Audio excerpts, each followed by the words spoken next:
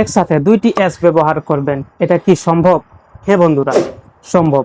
আমরা চাই যে টিকটক বা ইউটিউব দেখার পাশাপাশি চ্যাটও করব প্লাস ভিডিও দেখব, দুটি কাজ একসাথে করব।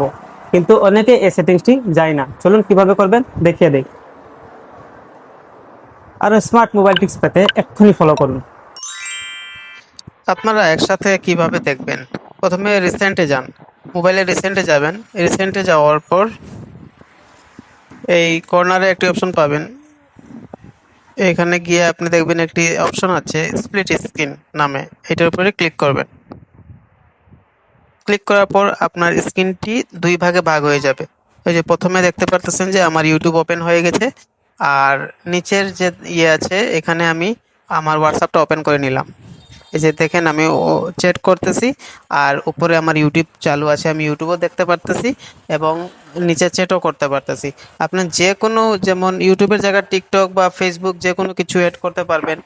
আপনার দুইটি স্ক্রিনে দুইটি যে কোনো অ্যাপস ইউজ করতে পারবেন। ঠিক আছে, আপনারা যাদের কাজ বেশি তারা এরকম অপশন চালু করতে পারবেন। আপনারা চাইলে উপরের যে অংশটি নিচে আনতে পারবেন, নিচের অংশটি উপরেও নিতে পারবেন। ঠিক আছে, ভিডিওটি কেমন লেগেছে কমেন্টে জানাবেন।